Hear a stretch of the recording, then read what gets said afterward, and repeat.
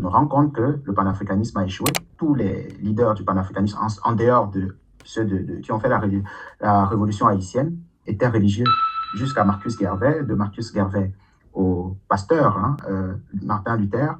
Son acolyte Malcolm X, lui, il était pasteur, l'autre était musulman. Il était même allé à la Mecque. Il n'avait pas les éléments que nous avons au XXIe siècle aujourd'hui pour pouvoir mieux comprendre que pour pouvoir combattre ceux qui nous considèrent comme leurs ennemis, parce que ça ne vient pas de nous. Pour pouvoir mieux les combattre, on ne doit pas du tout utiliser leurs armes. Et de surcroît, les armes spirituelles qu'ils nous ont vendues. Parce que vous ne verrez jamais un Hébreu sans ses ancêtres. Le judaïsme, c'est le culte de leurs ancêtres. Vraiment, je ne sais pas comment le dire. On est malade. Mais j'ai décidé désormais de m'appesantir plus sur les traditionnalistes. Parce que même s'il y en a un seul qui appelle les gens à retourner à la source, il faut qu'il explique, qu'il dise aux gens c'est effectivement quoi retourner à la source. Et non les envoyer dans une autre forme de perdition. Aux sources d'Afrique.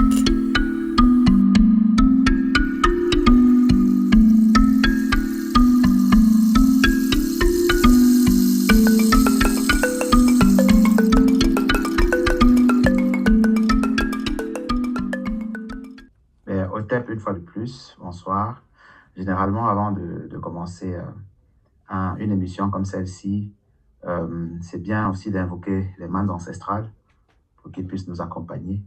Mamayok, Matayok, Tatayok, Tamayok, Gata Sobchatche, Go Kewa, Go Posa, Chok Mejebipia, Go Posa, Dat Mejebipia, Go Pohugum Kunyabesi, Go Pohuga Wepia Wom Chotja, Ga Wato, de Kumquatsu Yakuma, Go Pola de Mejebi Warawe, de Pied, Jegapia Pola, de Pejegapia Pokam, de Pejegapia Fokam, Go Bingwa. Voilà, merci. Merci. Haché. Bien, donc, est-ce que vous pourriez vous présenter à notre public, s'il vous plaît? Voilà. Le nom que je porte sur les réseaux, c'est mon nom traditionnel. Donc, c'est un nom de descendant de la monarchie, Tasso. Donc, je suis quasiment un prince. C'est une information que c'est au fil de mon évolution que j'ai découvert, parce que ça nous avait été peut-être caché, vous allez comprendre par la suite pourquoi. Donc, ma maman, c'est la fille d'un prince qui, pendant la colonisation, a été complètement contraint à abandonner ses traditions pour suivre les missionnaires. Et je suis le dernier enfant que mon grand-père, donc, a élevé. Et pendant tout mon parcours, jusqu'à mon entrée au lycée, il était pasteur. Donc, je n'étais pas prédestiné à retourner à la source. Et pendant que je parle, ma maman, malgré que désormais elle m'accompagne partout, mais elle a un pied dans l'église et un pied dans la tradition. Donc, c'est un cheminement qui est d'abord familial. Et même quand on a pris la légitimité de pouvoir venir parler pour aider les autres, de quelques moyens que ce soit, le travail est d'abord familial. Et c'est là le plus dur du travail. Donc, je découvre comme ça, il y a une vingtaine d'années, que nous sommes issus de la royauté. Et le monarque, c'est le frère cadet à mon défunt grand-père. Et c'est l'un des monarques les plus connus, peut-être, du Cameroun, qui est mon pays d'origine. Et de fil en aiguille, je commence à m'y intéresser.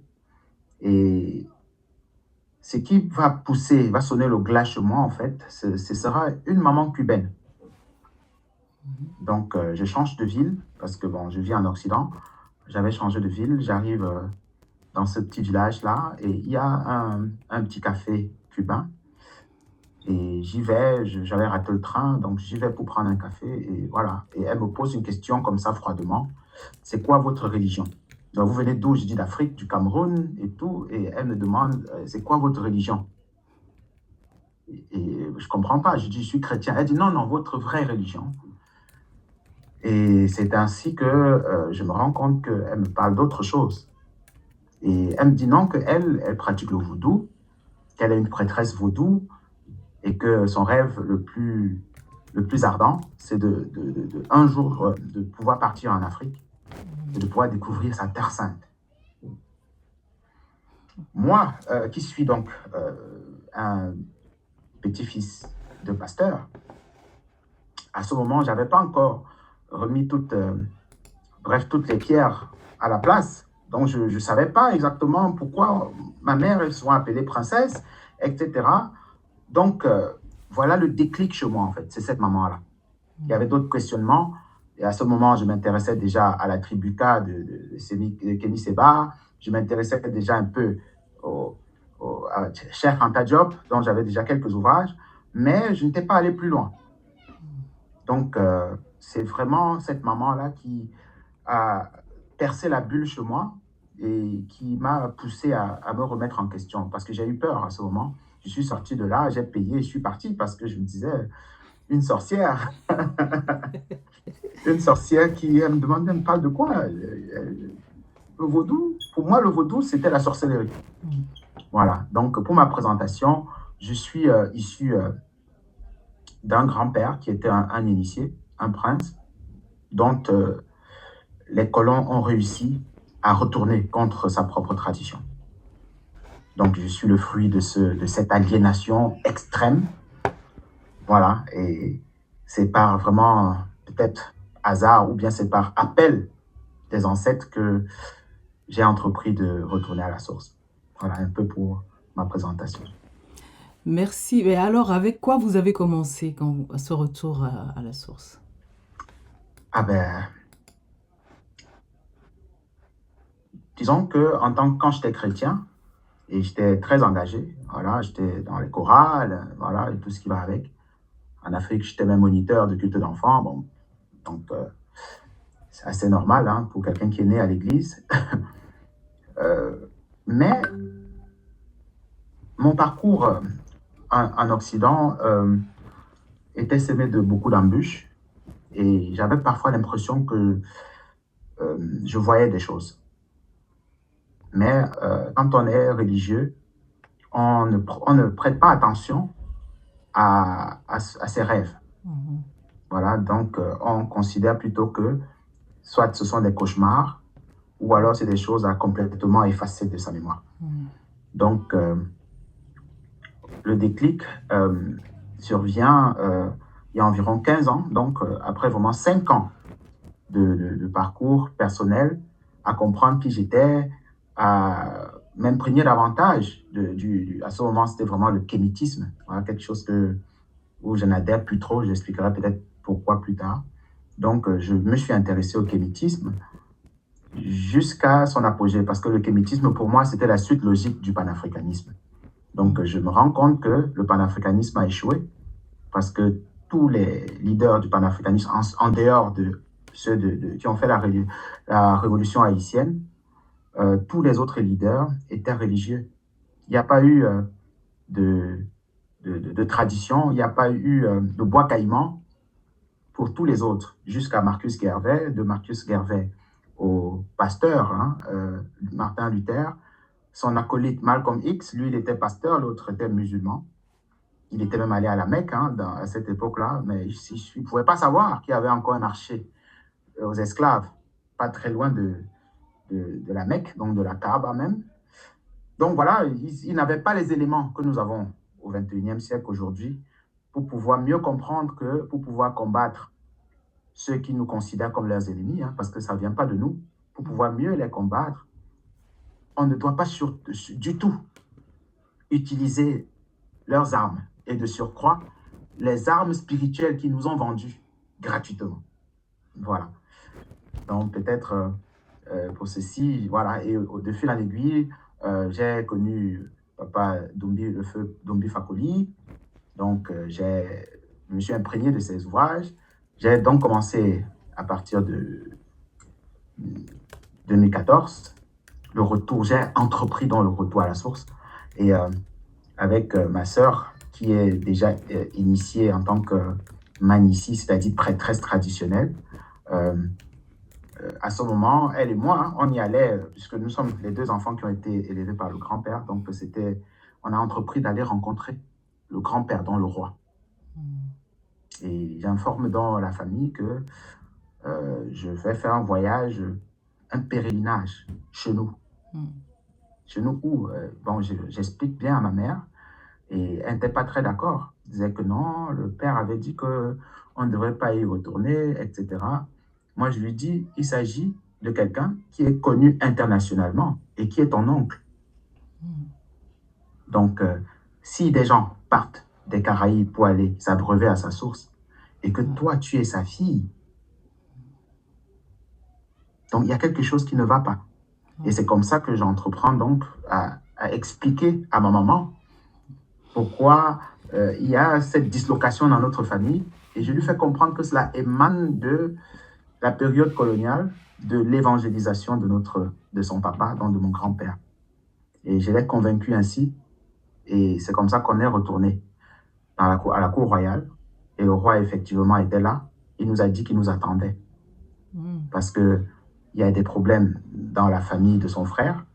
Tous les enfants qui sont nés après la guerre de la France, après le maquis, bref, après qu'il ait été arrêté, sont un peu différents des autres, de ceux qui sont nés avant. Donc, de ceux qui sont nés avant la guerre. Voilà. Okay. Et c'est quelque chose que nous savons dans la famille. Et personne ne s'est peut-être posé la question, est-ce que ce ne serait pas peut-être une malédiction? Donc, je pense que je suis l'une des premières personnes à poser le problème sous ce plan-là. Et c'était le début du retour à la source. Voilà. La malédiction serait quoi? La colonisation qui est la malédiction ou les ancêtres qui sont fâchés? Très bien. Très bonne question. Beaucoup de gens parlent de malédiction familiale sans comprendre. Parce que, en fait, il n'y a pas de malédiction ancestrale. Il n'y a pas de malédiction familiale. Ce qu'il y a, c'est le fait de refuser d'honorer ses ancêtres. Donc, on n'est plus protégé par eux. D'autres considèrent ceci comme une forme de malédiction, mais je pense que c'est une carence ou une lacune spirituelle que chaque individu devrait développer. Parce que vous ne verrez jamais un Hébreu sans ses ancêtres. Le judaïsme, c'est le culte de leurs ancêtres. On peut aller jusqu'à dans toutes les autres sectes qui en découlent, et on verra que c'est pareil. Nous sommes le seul peuple, et moi en premier, à qui on avait convaincu, on avait fait croire, heureusement que c'était resté dans la croyance, que nos ancêtres sont morts et qu'ils doivent aller se reposer. Voilà. Donc, moi, je comprends à ce moment-là que le problème de la famille est d'ordre spirituel. Et quand j'arrive à la cour royale, après qu'on s'est présenté, d'ailleurs, on n'en avait pas besoin parce que le roi connaît toutes ses nièces, toutes ses filles. Donc, il les a vues, il nous a vus arriver. Et le nom que ma mère porte, c'est le nom c'est le nom d'une reine. Le nom que mon grand-père portait, c'était le nom de la maman, de sa maman, qui elle-même était une princesse dans un autre royaume, qui avait été envoyée dans le royaume de mon grand-père, donc, dans l'initiation du monarque qui est le père du monarque actuel. Donc, qui est le père, qui est leur père. Je dis tout ceci pourquoi? Parce que le roi, après qu'on s'être entretenu, je ne vais pas vraiment étaler tout ça, mais il a directement, comme quoi il savait quelles étaient mes visions, il a directement commencé à nous parler des problèmes de la famille. Okay. Et il a dit qu'on doit rassembler toute la famille pour venir prendre notre héritage. Et que c'est le seul moyen de régler les problèmes de la famille. Donc, c'est une famille dont les enfants se comportent comme si le grand-père aurait eu 2 femmes, alors que, en tant qu'initié, il aurait pu, mais il n'avait qu'une femme avant la guerre, donc après, il est devenu pasteur dans ce point-là. Mais on a l'impression que les enfants d'avant la guerre sont différents des enfants d'après la guerre. Et c'est ça le problème, qui est une évidence dans la tradition, que c'est une malédiction. D'accord. Voilà. Ça, c'est un exemple très palpable de comment les religions divisent. Absolument. Une seule famille, des enfants de même mère qui sont séparés, on dirait 2 générations, 2 peuples différents. C'est ça. C'est très parlant. C'est ça. Et ça veut dire aussi le fait que votre grand-père vous attendait.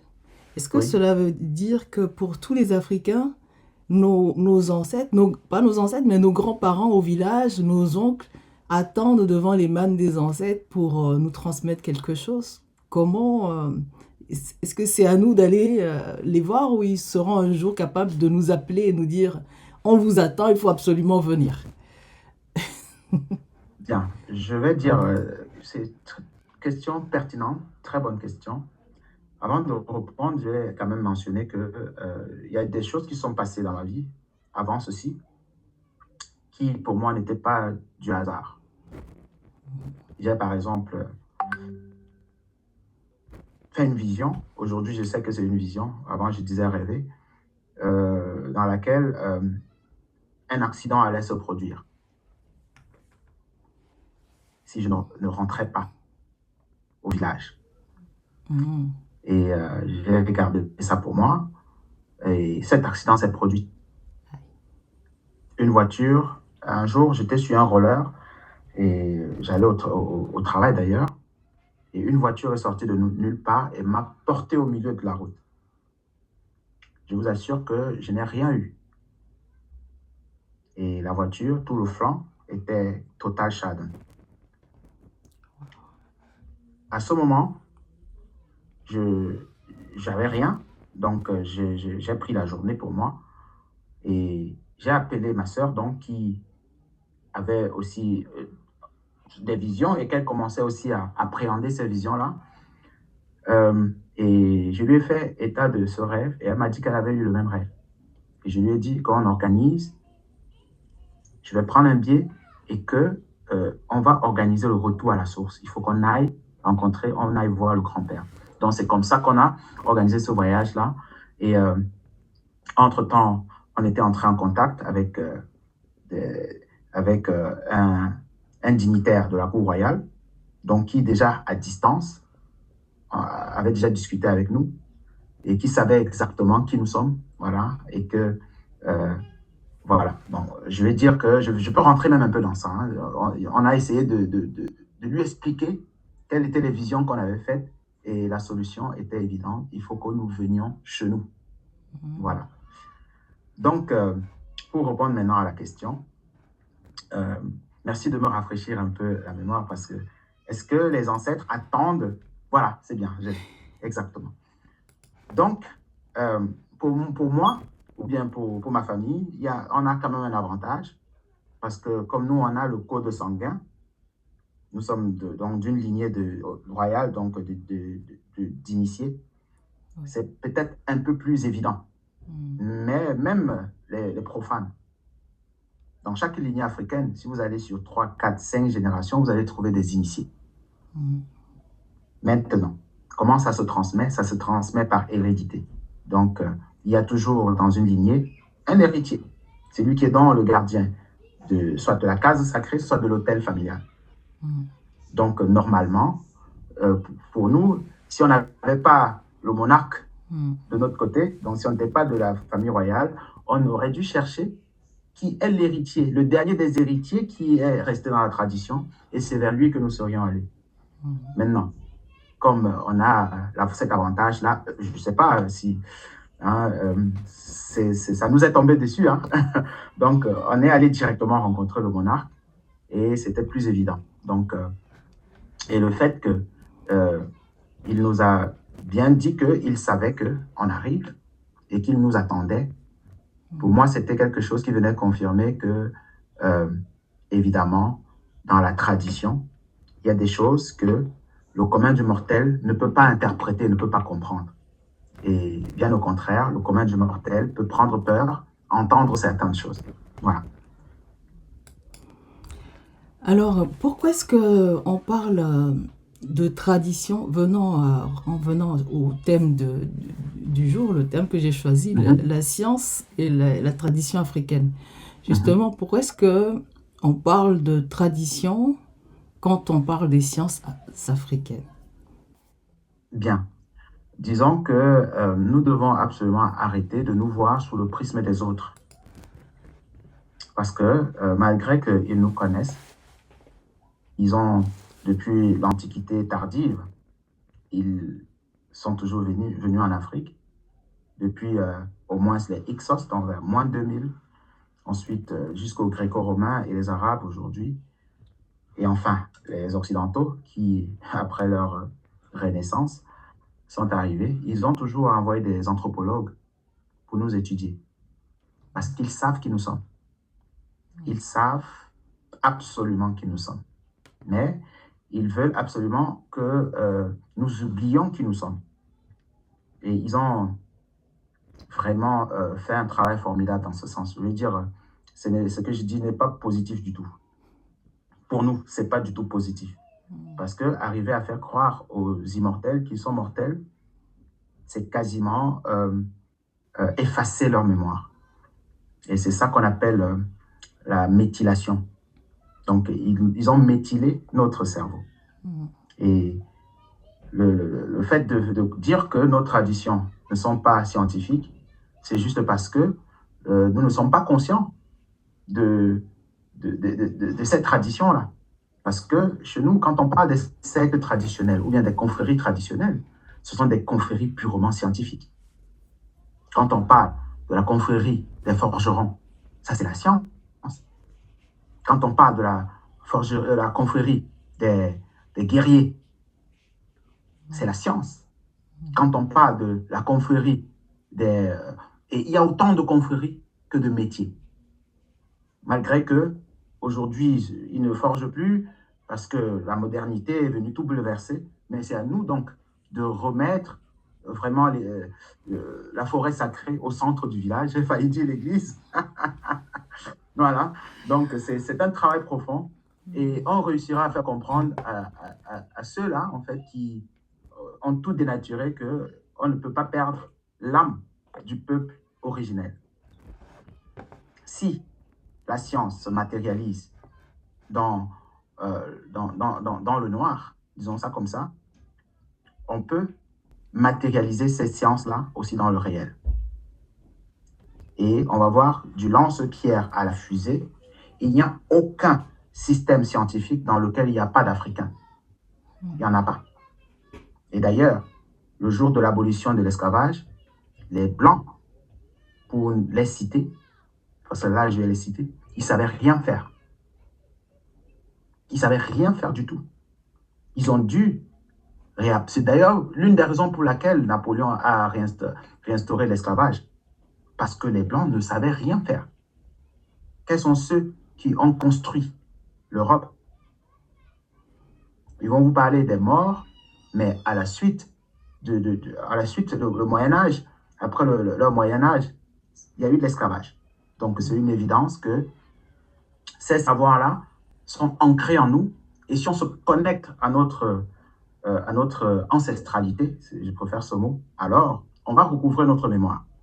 Et on saura ce qu'il faut faire pour élever, donc pour se connecter aux mains ancestrales. Justement, parlant de mémoire, donc ça me fait penser à l'enseignement, à l'éducation. Comment est-ce qu'on peut intégrer la spiritualité africaine aux enseignements ou à la jeunesse à venir qui est là actuelle pour préparer les hommes de demain? Bien, il y a des sociétés traditionnelles qui, malgré vraiment ce qu'on peut appeler l'attaque, ou bien la conquête religieuse dans nos villages, mais il y a des sociétés.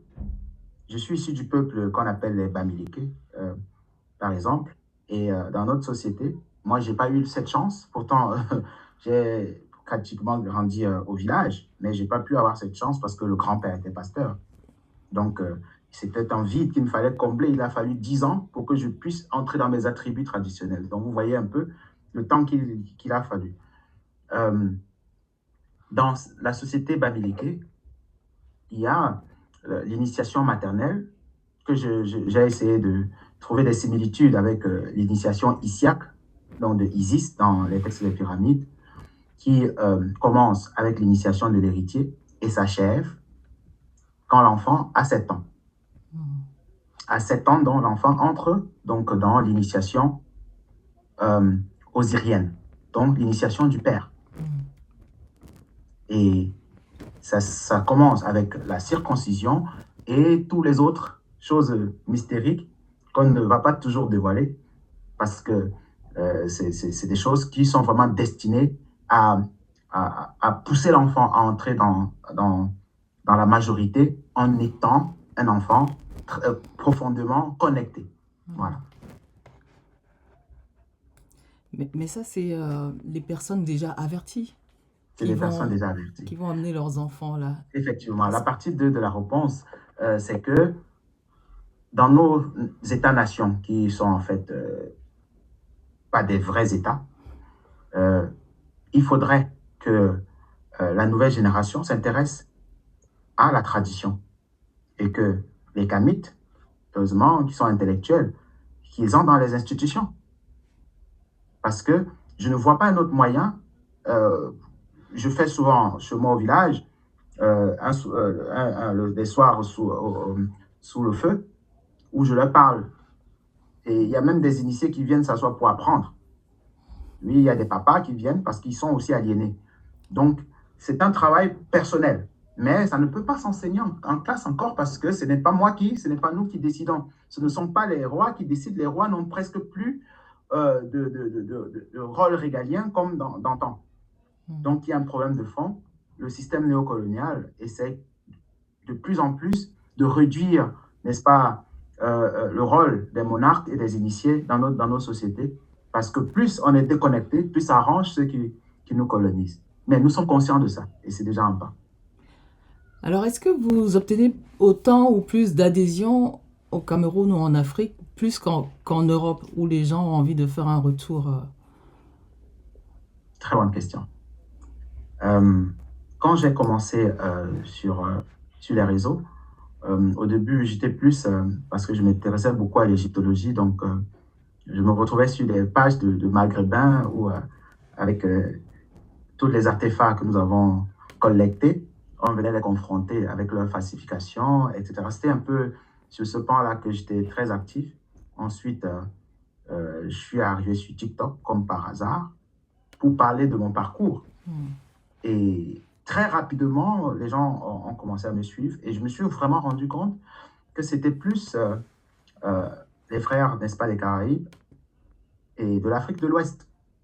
Donc, même l'Afrique centrale, d'où je suis issu, c'est récemment que j'ai commencé à apparaître chez eux. Voilà, parce qu'il y a un problème fondamental dans mon pays. Il y a un problème, bon, je ne sais pas si on va mettre ça en avant ici, mais il y a un problème politique qui empêche les gens de vraiment s'intéresser à la chose spirituelle. J'ai travaillé, par exemple, avec certains traditionalistes à expliquer que les choses traditionnelles que nous faisons, du moins au Cameroun, dans toutes les régions, sont tous similaires.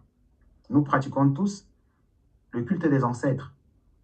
Donc, nous pratiquons les rituels funéraires, le veuvage et l'initiation de l'héritier. C'est ça, la triade familiale qui est la base de la spiritualité de l'Égypte antique. Et c'est ce que nous retrouvons dans nos traditions au Cameroun. Donc, si on a réussi à nous diviser politiquement, il faut qu'on sache que spirituellement, nous sommes connectés parce que nous sommes le même peuple.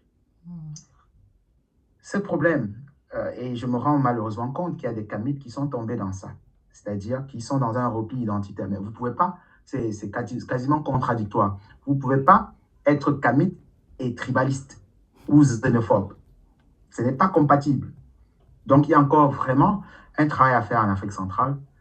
J'espère que ça va passer, surtout à une ère politique pas du tout favorable à une quelconque fédération. J'ai eu, il y a un an encore, des Camerounais de toutes régions qui venaient, mais à cause des élections, etc., ça devient de moins en moins. Mais je vais continuer avec ceux qui ont compris qu'il ne s'agit pas du Cameroun. Le Cameroun, dans le travail que nous faisons, il est tout petit. Quand on parle de retourner à la source ancestrale, ce n'est pas un pays, parce que notre pays, c'est l'Afrique. Ce n'est pas un découpement ou un découpage colonial. Voilà. Il n'y a pas que par la religion qu'on nous divise. La politique aussi est un instrument de division. C'est lié. Le plus, voilà. Mon pays a expérimenté, les Français ont envoyé les militaires, mais c'est toujours les Français qui ont envoyé les missionnaires. Il y a beaucoup de combattants, tels que mon grand-père, qui sont tombés dans ce piège. Mais c'était peut-être la seule issue de survivre, parce que je ne serais pas né. Ma maman ne serait pas née s'il avait été exécuté comme les autres. Voilà. Nous ne jugeons pas nos anciens. On travaille à purifier ce qu'ils n'ont pas pu faire. Et c'est ça ce qu'on appelle élever les défunts. Peut-être au fil du débat, on reviendra dessus. Voilà. Ben, du coup, c'est quoi élever les défunts? Alors, pourquoi c'est nous qui devons élever les défunts? C'est ça le culte des ancêtres. En Égypte antique, ils ont appelé la passion d'Osiris, et c'est une des grandes similitudes que je retrouve avec nos traditions. Mon cheminement du retour à la source m'a poussé à comprendre que les défunts ne sont pas des ancêtres. Comment est-ce qu'un défunt atteint le grade d'ancêtre? Il faut un cheminement qui commence au décès. Il faut les rituels funéraires. Malheureusement, nous avons partout chez nous désormais des prêtres, des pasteurs, des imams qui viennent au bord des tombes condamner les défunts à se reposer, alors que dans la tradition, c'est pas l'objectif, c'est pas le but de la mort. Le but du décès, ce n'est pas le repos. Au contraire, c'est là que tout commence. Et les 20 défunts, c'est, si tout est fait dans l'art, pour les initiés, les monarques, les empereurs, jusqu'aux pharaons, on les divinisait à la fin des rituels funéraires. Et on embaumait le corps, qui recevait l'onction donc, et qu'on amenait dans la grande case sacrée qui est une pyramide. C'est le même principe chez moi. Donc le père de mon grand-père, la grande case sacrée, c'est là, à Bamenju, c'est très haut, c'est une pyramide. Quand on finit les rituels funéraires, il y a des choses qu'on ramène là à l'intérieur. Je ne vais pas en dire davantage. Et c'est quand on peut accéder à la case sacrée qu'on reçoit le rite de divinisation. C'est ça qu'on appelle faire de défunt un ancêtre. Pour les familles des profanes, parfois ça peut durer 2 ans, 5 ans, 10 ans et même plus. C'est un processus dans lequel il faut nettoyer la charge karmique du défunt, complètement. Toutes les dettes karmiques du défunt doivent être purifiées. Et c'est à ce moment que la descendance intervient et considère que ce seraient des malédictions. Non, ce ne sont pas des malédictions. Parce que si vous élevez les défunts, alors ils peuvent intervenir dans votre vie. Si vous ne le faites pas, ils n'en sont pas capables. Ça veut dire qu'on peut diviniser tous les défunts, n'importe qui. On se connaît sur Terre, les gens ont vécu mal, quand ils décèdent, on a la formule magique pour les rendre divins, saints, d'un seul coup comme ça? Très, très, très bonne question.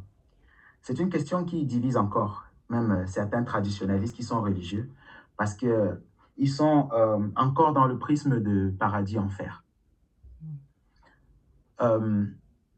En Égypte, je prends toujours cet exemple parce que c'est de là qu'on a les manuscrits les plus anciens. Donc, quand on a lu les livres sur le livre de la sortie au jour, que certains appellent péjorativement le livre des morts, quand on a lu le livre sur les mystères et les initiations de l'Égypte antique, et qu'on est connecté à sa tradition, on sait qu'il s'agit de la tradition. Et le parcours de l'âme du défunt, tel que décrit dans les textes des pyramides, c'est le même parcours chez nous. C'est le même parcours. L'âme, si les choses ne sont pas faites dans l'art, commence par la partie inférieure du monde de l'au-delà, certains appellent le monde astral, et c'est cette partie-là que les autres ont mal traduit par enfer, parce que c'est la zone des perturbations. C'est la zone de la pénombre. C'est la zone donc où il y a toutes les entités négatives. Il faut que les descendants soient capables d'élever le défunt de cette zone. Quand c'est fait, il y a encore deux possibilités. Soit, et ceci se fait pendant les rituels funéraires. Pendant les rituels funéraires, si le défunt était quelqu'un de pas du tout bon, alors on peut accélérer le processus de réincarnation. Voilà. En élevant le défunt, mais comme il ne peut pas atteindre l'illumination, il se réincarne pour revenir lui-même, continuer le travail, parce que quand on est là, c'est qu'on est en mission. Voilà. Maintenant, le jugement des humains est toujours sous un prisme particulier. Comment prétendre que ce que tel peuple a fait sur un autre peuple est négatif? C'est négatif pour qui? Quand le colon a fait ses plans pour venir attaquer l'Afrique, pour eux, c'est positif. Hein? Et vous allez voir, eux, ils canonisent leurs défunts. Ils élèvent leurs défunts. Dans tous les coins de rue, vous allez voir les noms des anciens. Même les pires comme Napoléon et consorts. Même Hitler. Voilà. Mais pour les Juifs, Hitler n'est pas bon. Pour les Haïtiens, Napoléon n'est pas bon. Pour les Martiniquais et consorts, parce qu'il a rétabli l'esclavage. Voilà. Maintenant, pour nous, c'est la dualité. C'est la dualité. Il ne s'agit pas de Dieu, il ne s'agit pas de Satan. Parce que toutes ces entités sont les émanations de notre propre transcendance spirituelle. Si vous êtes une bonne maman, vous êtes Isis. Si vous êtes une marâtre, vous êtes Neptis. Tout ça est dépendamment de votre propre capacité à vous élever ou pas. Si vous êtes un mauvais enfant, vous êtes Seth. Si vous êtes un bon enfant qui va combattre, c'est-à-dire l'héritier qui sort de la case sacrée de terre pour être l'héritier, pour être présenté à la famille comme l'héritier, comme le roi, etc. C'est lui qui doit combattre les forces du mal. Mais on ne peut pas détruire ces forces-là parce qu'on en a besoin. Et il faut que ceci soit bien clair.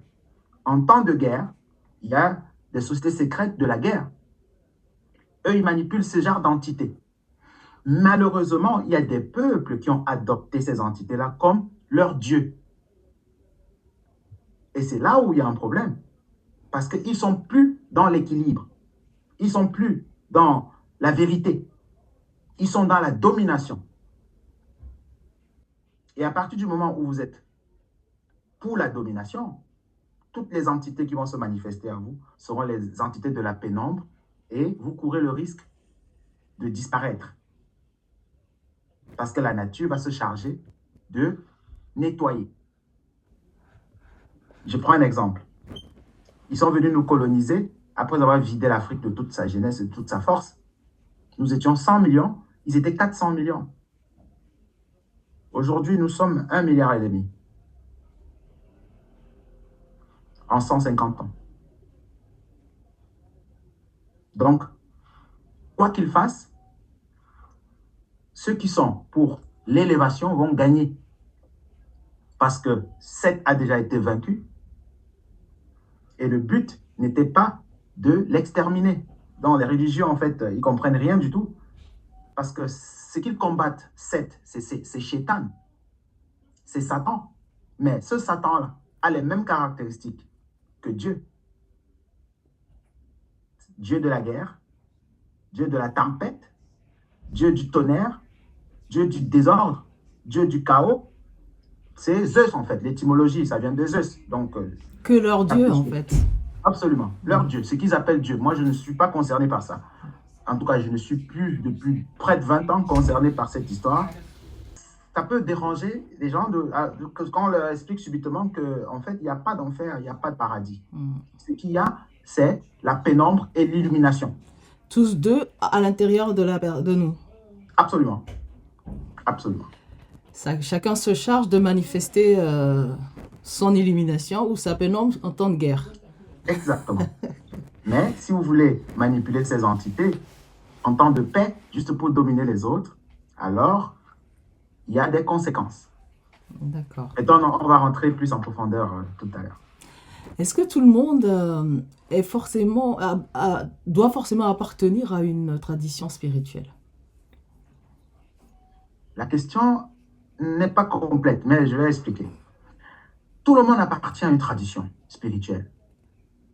Mais tout le monde ne peut pas être initié à une tradition spirituelle. Parce que les initiations ne concernent que des confréries traditionnelles. Et beaucoup d'Africains, malheureusement aussi de la diaspora, sont confrontés à des charlatans qui leur demandent de venir se faire initier. Et j'ai eu beaucoup de problèmes quand j'ai commencé à expliquer que ça ne sert à rien de se faire initier si on veut honorer ses ancêtres. Pour honorer ses ancêtres, on n'a pas besoin d'être initié. Chez moi, il y a un endroit particulier, il y a le gardien de la case sacrée qui est là. Vous lui dites que vous arrivez, il vous dit ce que vous devez apporter. Les offrandes que vous devez apporter, etc. Tout ce que vous devez faire. Et à la fin, on fait manger toute la maison et tout le voisinage qui vient. C'est ça la cérémonie. Quand vous avez fini les cérémonies, vous entrez dans la case sacrée et vous transmettez vos doléances aux ancêtres.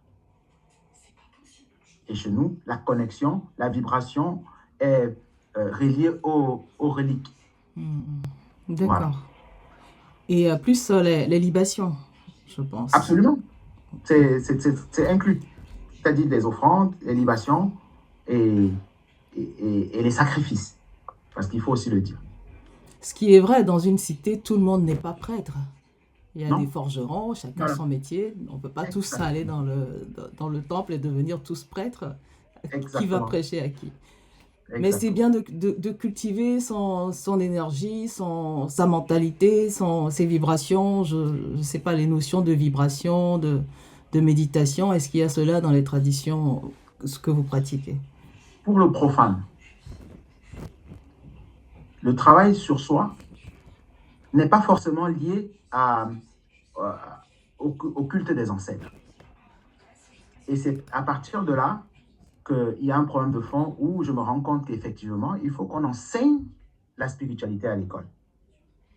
Parce que ce que j'ai expliqué, qui est enseigné aux enfants de 7 à 14, de 14 à 21 ans et de 21 à 42 ans, ça s'enseigne au village et dans les sociétés fermées. Et vous voyez des familles qui n'envoient pas les enfants parce qu'ils sont à l'église, ils sont à la mosquée. Donc, quand vous voyez un enfant qui a grandi dans la tradition et un enfant qui a grandi dans la religion, ils ne sont pas les mêmes. Ils ne sont pas les mêmes. Ils n'ont pas la même compréhension du monde qui nous est vendu, qui nous est donné comme ça. Voilà, un monde qui n'est pas le nôtre. Donc, il y a un travail de fond qui doit être fait à ce niveau. Et le travail sur soi s'enseigne donc, n'est-ce pas, dans ces initiations, ce que j'appelle les initiations primaires. À ne pas confondre aux initiations des sociétés secrètes. Parce que les sociétés secrètes, donc, comme je l'ai dit, ça s'hérite. Le papa appartenait à une société secrète, donc vous, quand vous héritez, alors la société secrète organise une cérémonie d'initiation secondaire. C'est ça les initiations au mystère. Donc, ça à ne pas confondre avec les initiations primaires que tout le monde peut faire. Bon, moi j'appelle... Voilà. Allez-y, finissez. Voilà, moi j'appelle les initiations primaires les enseignements traditionnels. Alors que l'initiation au mystère, c'est autre chose. C'est là où on vous met des choses dans le ventre, disons-le comme ça, et ce n'est pas destiné au commun du mortel. Voilà. Du coup, à partir de quand est-ce que quelqu'un peut se dire, ou que nous pourrions dire que quelqu'un est initié? Quand il le dit lui-même ou ça se voit sur lui? Non. comment on reconnaît une initiée? Quand est-ce que Très quelqu'un bien. peut dire, là, je m'appelle initié? Parce que, à mon sens, l'initiation ne finit jamais au cours d'une vie. Mais à quel moment Voilà. on peut dire, là, je suis initié? Très bonne question. Les gens ne devraient même pas le dire parce que les initiés doivent avoir un comportement particulier parce qu'eux font le serment de servir. Il y a un serment qui est fait. Et tous ceux qui sont initiés et qui dérogent aux règles, aux interdits, aux, aux choses aussi que je ne vais pas dire, alors ils perdent de leur illumination. Pour compenser ça, vous allez donc voir beaucoup qui se retrouvent dans les sectes, etc., mais ils continuent à apporter les attributs de l'accoutrement traditionnel. Parce que la malchance de la religion, c'est que la religion est venue dire à l'Africain qu'il y a le pardon. Alors que dans la tradition, il n'y a pas de pardon. On repart. Il n'y a pas de pardon. Il n'y a aucun Dieu qui va te pardonner pour ce que tu as fait à quelqu'un. Si vous faites du tort à autrui, vous devez reparer. C'est pourquoi on allait sous l'arbre de la palabre ou sous la montagne sacrée. Il y a un endroit particulier où on faisait un cocktail particulier. On demandait à la personne qui est soupçonnée, si vous n'avez pas commis le délit, buvez. Rien ne va se passer. Aujourd'hui, nous sommes dans une société qui nous a été imposée, comme je l'ai dit. Donc, n'importe qui allait, parce qu'il avait des maux de ventre, il est allé au village, on l'a trempé dans l'eau, il sort de là, il pense qu'il est initié. Et c'est très grave. Vous allez entendre des sociétés traditionnelles qui disent que ce sont des sociétés ouvertes. On va vous citer le beauty, on va vous citer plein d'autres sociétés. Et moi, ça me dérange énormément parce qu'un initié, ce n'est pas quelqu'un qui était en quête de guérison, qui était en quête de mariage, qui était en quête de travail, qui était en quête d'une élévation sociale. Un initié, c'est un appel ancestral. Et il y en a qui refusent même l'initiation, mais moi, je prends mon exemple. J'ai eu beaucoup de choses qui me sont arrivées avant que je ne me sente obligé de retourner au village. Et si je n'y allais pas, je pouvais devenir fou. Est-ce que celui qui est là-bas à San Francisco, est-ce qu'il a ce type de problème? Lui, il veut plutôt avoir de l'argent. Il veut plutôt même avoir la santé. Il veut plutôt avoir une belle voiture. Il veut plutôt avoir une belle... Bon, voilà. Donc, ce n'est pas les mêmes raisons que beaucoup d'Africains ont quand ils retournent à la source. Moi, je ne retournais pas à la source pour ça. Je retournais à la source parce que j'étais le début de quelque chose pour provoquer la renaissance de ma famille. Voilà. Mais alors, quand on devient initié, qu'est-ce que ça coûte à quelqu'un de devenir un initié? Qu'est-ce qu'on perd de la vie ou qu'est-ce qu'on gagne dans la vie à devenir un initié? Qu'est-ce que ça change pour vous? Les questions sont magnifiques, sont hard. Ça coûte beaucoup. Beaucoup. On peut perdre tous ceux qui nous sont chers, à partir de la famille jusqu'à cercle d'amitié, parce que désormais, ils vous prennent comme un sorcier. Déjà pour ça. Dans la famille, ceux qui sont dans les religions, le but de la religion, c'est de diviser le père du fils, la mère de la fille, etc. Donc, vous ne pouvez pas. Moi, qui suis fier d'être Bamileke, et qu'on convoque une réunion familiale, on va me demander de prier, par exemple. Bon. Je trouve ça compliqué. Parce que comment est-ce que je vais leur faire comprendre que dans notre tradition, on ne prie pas, en fait? Dans la tradition, on ne prie pas. On invoque, on convoque. Et parfois même avec autorité. Maintenant, on vient vous demander de fermer les yeux et de parler à des choses que vous ne connaissez pas, qui n'existent même pas. Donc, c'est vraiment, vraiment, je ne sais pas comment le dire. On est malade. On est malade. Et j'espère que en ce début d'ère du Verseau, il y aura un sursaut d'éveil parce que parfois je suis optimiste, mais quand je commence à voir les problèmes de tribalisme, de xénophobie, etc., qui continuent à s'exacerber ici et là, euh, en Afrique du Sud, on chasse les Noirs et en même temps, on va toujours cueillir des tomates chez les Blancs. Donc, notre peuple a besoin de quelque chose de plus fort que ce que nous sommes en train de faire. Ouais, c'est vrai qu'aujourd'hui, on voit, il y a un grand élan à aller vers les traditions, à beaucoup de gens qui s'initient, qui parlent, mais les religions aussi amplifient leur propagande, en fait. Et Si j'ai les l'impression raisons qu'il y a une sont, énergie aussi qui fait que tout se bouscule autour, en fait. les religieux sont, je vais dire, j'aurais même pu appeler ça ils sont futés, ils sont malins, parce qu'ils sont inspirés par le Manon. J'ai vu des vidéos de prêtres qui sont en train de dire que on a le, on est, on doit honorer nos ancêtres. Alors que quand ils sont arrivés en Afrique, dans le bassin du Congo, ils avaient interdit formellement, et la bulle papale est là pour nous le rappeler, que en dehors de Dieu, ce qu'ils appellent Dieu, il n'y a aucune autre forme disons, il n'y a aucune autre forme de croyance possible, disons ça comme ça. C'est ça. Bon, Ils s'approprient tous les termes, hein. Quand le développement personnel a démarré, ils sont devenus développeurs personnels. Et maintenant, exactement. ils parlent de spiritualité, ils parlent d'énergie, ils parlent de... Donc, ils utilisent tous des termes profondément ancrés dans la tradition, qui ont été repris évidemment dans la franc-maçonnerie, la Rose-Croix Amorque, la Rotary, la scientologie. Ce sont les mêmes termes que si nous traduisons notre tradition dans leur langue, on va retrouver où ils ont recopié ces textes qu'ils ont dénaturés. Mais je comprends le travail des religieux. Ils sont en mission. Ils cherchent des âmes.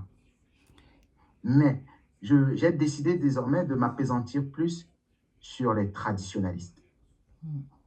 Parce que même s'il y en a un seul qui appelle les gens à retourner à la source, il faut qu'il explique, qu'il dise aux gens c'est effectivement quoi retourner à la source et non les envoyer dans une autre forme de perdition. Donc le problème, il est complexe. Il est vraiment plusieurs multifacettes, mais je ne vais pas m'appesantir dessus parce qu'on n'est pas ici aussi pour déconstruire les traditionalistes.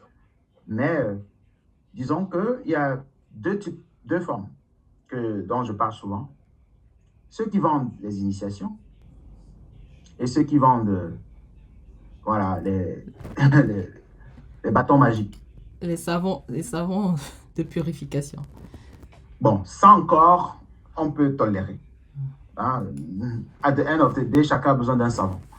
Mais ceux qui vous donnent, qui vous promettent voilà, une certaine élévation sociale grâce à la manipulation des entités, pour moi, ils ne sont pas différents des pasteurs qui prient pour que vous ayez le visa. Ils ne sont pas différents d'insulter. Et pendant qu'ils travaillent, ils vous demandent de prier. Quelle bouillabaisse, quelle contradiction. Ce n'est même plus du syncrétisme, c'est complètement de... Voilà. Bon, le candidat à ça, il n'en est pas conscient, il a des problèmes. Il veut voyager. Donc, il attend une solution magique. Il n'y a pas de solution magique. Sans contrepartie. Maintenant, est-ce qu'on vous explique quelles sont les contreparties? La plupart de ces charlatans ne sont pas connectés aux mondes ancestrales. Et je suis vraiment désolé de le dire, ils travaillent avec les entités d'en bas. Et que dire des initiés ou les métaphysiciens qui ont appris plusieurs sciences du monde et plus les traditions, ils sont vraiment connectés, mais ils arrivent à tout mélanger pour aider les gens. Ben, ils doivent continuer leur cheminement.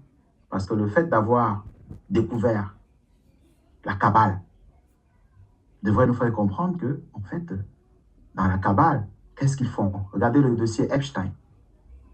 Ça, c'est la cabale juive. Mais est-ce que c'est compatible avec ce que nous voulons faire? Parce que nous, on n'a pas vocation à dominer. Ça n'existe pas dans l'histoire. Les Africains qui sont allés dominer d'autres peuples, ça n'existe pas. On a eu des petites guerres, mais même là, il y avait quand même des lois traditionnelles que si une femme passe à côté, si des enfants passent pas, les deux camps s'arrêtent.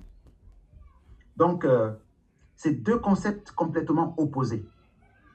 Et beaucoup d'Africains, probablement à cause de la colonisation, sont tombés dans ce piège. Ils sont devenus des capitalistes. Ils sont devenus, voilà, donc ceux-là qui sont plutôt pour la domination. Et c'est contre-productif parce que ça ne va pas permettre à l'Afrique de renaître. Pour vous, quel va être le bâton de pèlerin pour que l'Afrique renaisse? Très bonne question, une fois de plus. J'en appelle depuis 2 ans et plus à une fédération des initiés africains. Dans chaque peuple, il y a la caste des dozos, dont des guerriers. Il y a la caste des chasseurs. Il y a la caste des forgerons. Il y a la caste des griots. Il y a la caste de ceci et de cela. Et il y en a d'autres, juste que on a oublié. Qu'est-ce qu'on peut fédérer? Vous n'allez pas demander à un dozo qui est probablement de la caste des chasseurs, si je n'ai pas oublié, vous n'allez pas demander à la confrérie des chasseurs d'aller se mettre avec la confrérie des forgerons. Ce n'est pas la même chose. Ce ne sont pas les mêmes entités. Ce ne sont pas les mêmes interdits. Donc, pour ceux des Kamites qui pensaient plutôt qu'il fallait plutôt appeler à une religion africaine, j'ai fait des lives entiers, et je crois qu'ils ne m'aiment plus beaucoup, où j'ai déconstruit tout cela en leur faisant comprendre qu'il n'y a pas de religion en Afrique. Ce n'est pas nécessaire. La spiritualité est d'ordre intime, familial. Le salut est collectif, ensuite est familial, clanique, royal, de l'Empire et de tout le continent. Donc, vous ne pouvez pas commencer en haut pour arriver en bas. Vous devez commencer en bas pour espérer amener tous les autres avec vous vers la renaissance de l'Afrique. Et pour s'y faire, chacun doit se connecter à son ancestralité propre. Et c'est en se faisant que toutes les fêtes que certains appellent généralement festivals, qu'il y a partout en Afrique, que ce soit la fête du manioc, la fête du maïs, ou le Ngwan chez les Bamoun, chez moi, il y en a plusieurs. Chaque Africain peut participer. Et voilà que nous avons eu un président qui, de surcroît, est musulman, qui a décrété une journée, le 15 mai, au Burkina Faso, comme journée nationale de célébration des coutumes ancestrales. Bonne occasion pour que tous les Africains se connectent ensemble ce jour-là, parce que c'est en se fédérant sur Terre que nous fédérons aussi les mannes ancestrales. Et c'est quelque chose que les Kamites n'ont pas encore compris. C'est pour ça qu'ils sont dans le kémitisme. Parce que le kémitisme, pour ceux qui vont s'en rendre compte, c'est une religion. Donc moi, j'ai plutôt opté pour la kamitude, qui est donc, pour moi, l'attitude à avoir quand on a compris qu'il faut se connecter à son ancestralité. Et de par son ancestralité, créer des champs de connectivité avec les mannes ancestrales de toute l'Afrique. Voilà. Moi, je suis séduit par cette façon de voir. En même temps, je pense que les Kémides ont leur démarche. Est-ce que chacun va avoir sa démarche? Les panafricanistes ont leur démarche. Et j'ai pas l'impression qu'on soit obligé de tous faire la même chose. Le champ est tellement grand, le travail est tellement énorme à faire dans tous les sens que il me semble qu'il faut laisser les gens faire ce qu'ils sont capables de faire sans s'opposer. L'énergie qu'on a, il faut l'utiliser dans sa mission sans faut pas trop perdre du temps, il faut le dire. C'est bien de dire, mais il faut pas perdre l'énergie que les ancêtres nous donnent à nous opposer entre nous. Parce que ça plaît beaucoup aux autres. Je voudrais rebondir là-dessus, oui, en disant que, en fait, ce n'est pas de la critique pour de la critique, c'est un constat. Nous avons tous constaté que le panafricanisme a échoué. Les Nkrumah appelait à la création des États-Unis d'Afrique. Mais ils étaient tous chrétiens musulmans, d'accord?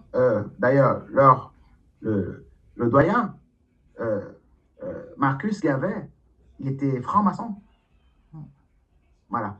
Donc, ils ont pensé à ce moment-là que, étant dans ces philosophies externes à leur peuple, ils pourraient changer les choses de l'intérieur. Ils ont même créé des confréries de la franc-maçonnerie noire, pour les noirs uniquement. Ça ne sert à rien. Parce que qui a créé l'égrégore? Il était dévoué à la cause. Mais toute son énergie était utilisée contre lui. Le pasteur Luther King, pasteur. Donc, dans cette constellation, on doit faire le constat que, avec toute la volonté du peuple, possible, du monde, si nous sommes encore sous le joug des égrégores de nos ennemis, on ne réussira pas. Qui a créé le kémitisme? Et là, c'est un constat. Ce n'est même pas encore une critique. Nous savons qui a créé le kémitisme. Et nous savons même que les égyptologues étaient tous racistes. Qui a créé le kémitisme? Voilà, c'est une américaine, une blanche. Voilà. Mais les Noirs américains ont récupéré ça. Comme quoi, nous ne sommes pas capables encore soit de faire renaître nos propres concepts ou de créer nos propres concepts. À la suite de ça, dans les années 90, dans les 2000, où j'ai commencé à m'y intéresser, 2010, j'ai compris que le kémitisme avait un problème, avec une lacune. Parce qu'à partir de là, ils en appelaient déjà à la création d'une religion. Et j'ai vu le piège. Et j'ai dit, bon, ceux des Kamites qui vont devenir prêtres, qui va les initier? Il n'y a aucun clergé. En Égypte antique, en Égypte aujourd'hui, d'ailleurs, c'est occupé par les Arabes. Donc, le processus doit être autre.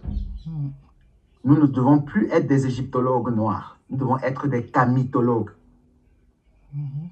Donc, reprendre tous ces textes-là, les retraduire dans nos traditions, afin de comprendre le vrai sens.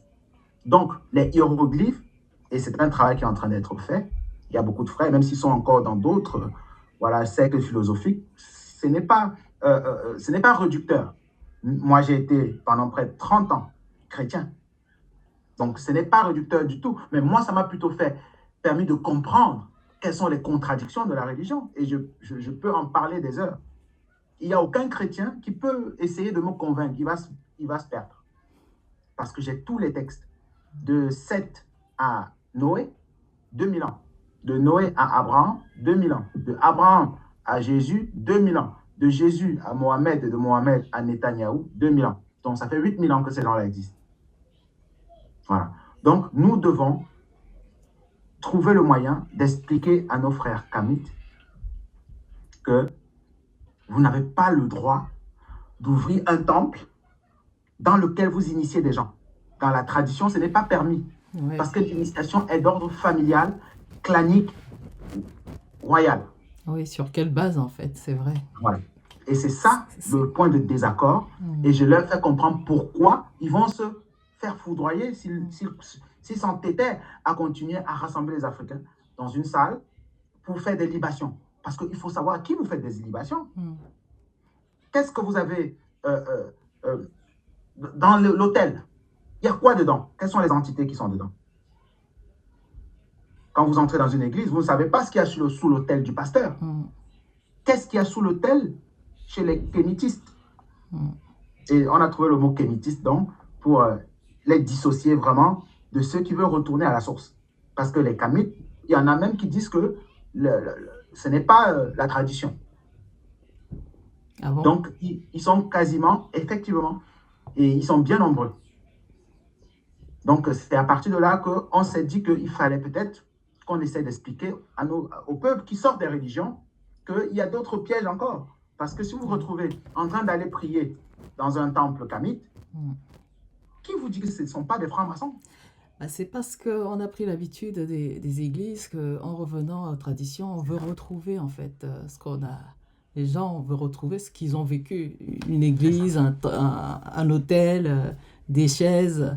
On ramène la vision qu'on a de la spiritualité de Dieu aux traditions au lieu d'avoir l'humilité d'apprendre de ce que les gens, C'est ça. les gens qui sont restés là, qui ont gardé, conservé jalousement les sciences pour nous les transmettre un jour, quand on arrive, au lieu d'être dans l'humilité de leur demander qu'est-ce que vous avez gardé pour nous, C'est ça. on veut créer ce qu'on a pris, on veut reproduire et ça ne nous grandit pas en effet.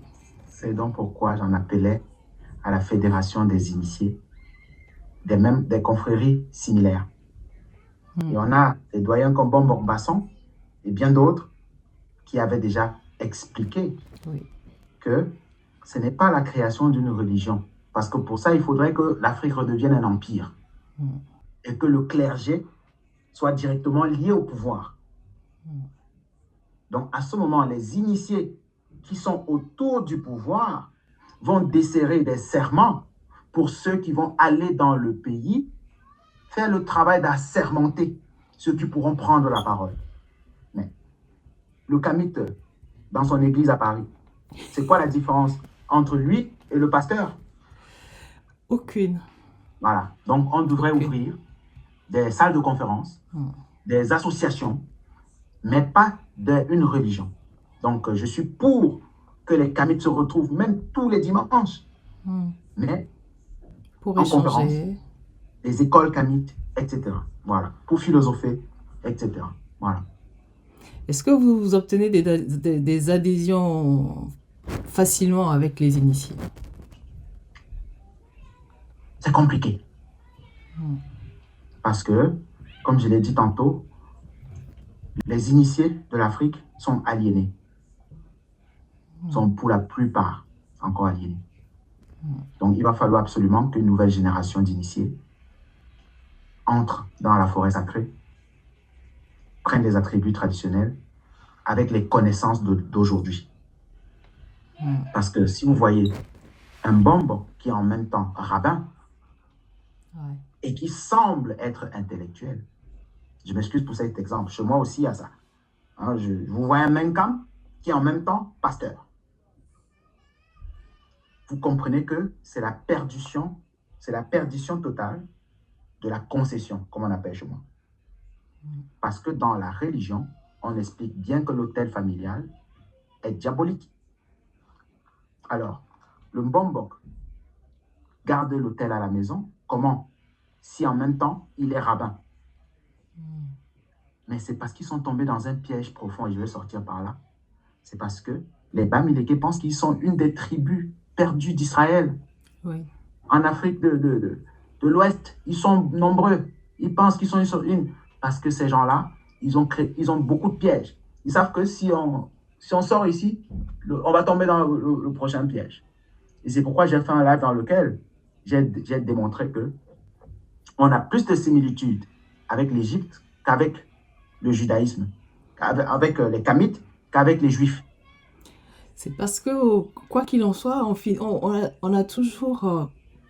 il reste ancré en nous comme l'idéal, c'est d'être juif. D'être blanc, d'être C'est juif. la colonisation. Voilà, en gros, le résumé de l'état mental de beaucoup d'initiés africains. Et c'est très dommage. C'est vraiment dommage. Et ils trouveront que je suis prétentieux. Pourtant, c'est un constat. Voilà. Mais donc, à votre niveau, il faudra probablement recenser vraiment les initiés, ou enfin les approcher pas à pas, mais recenser par, par confrérie ou par spécialité. Donc, les confréries, de toute façon, se connaissent.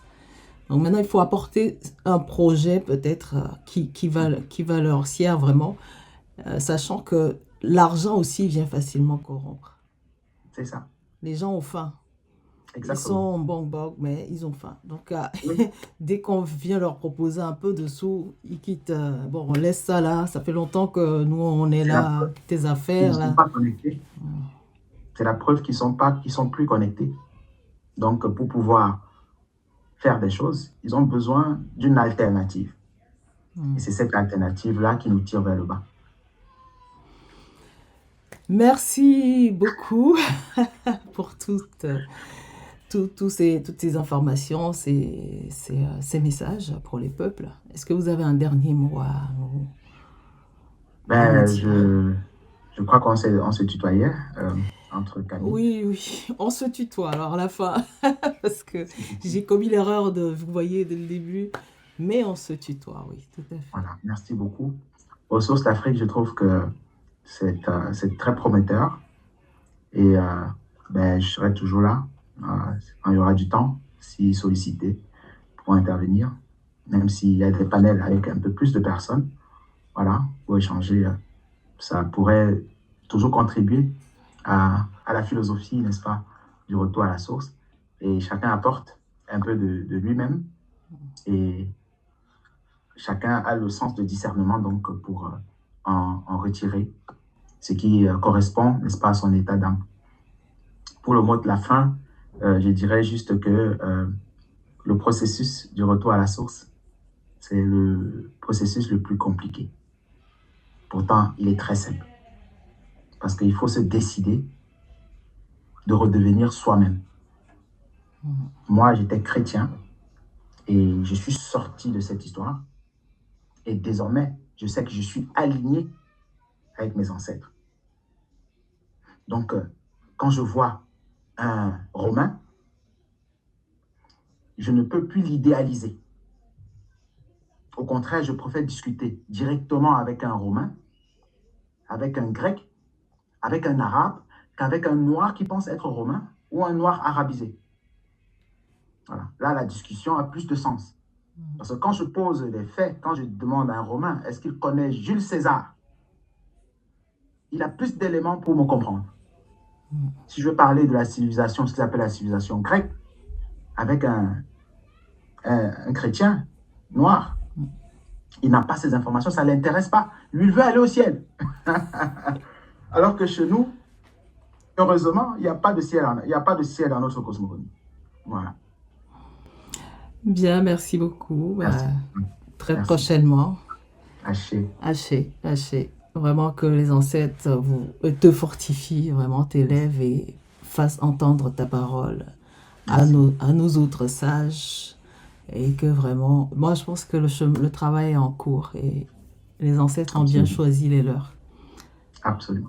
Et je te transmets également les vibrations positives, les mannes de nos ancêtres et que ton émission prenne beaucoup plus d'ampleur et que d'ici là, que les Kamites commencent à écouter le message, le bon message. Voilà. Et pouvoir discerner entre tous les messages quel est vraiment le message qui correspond avec la vibration qui est en eux. Voilà. Merci beaucoup, Marie. Merci.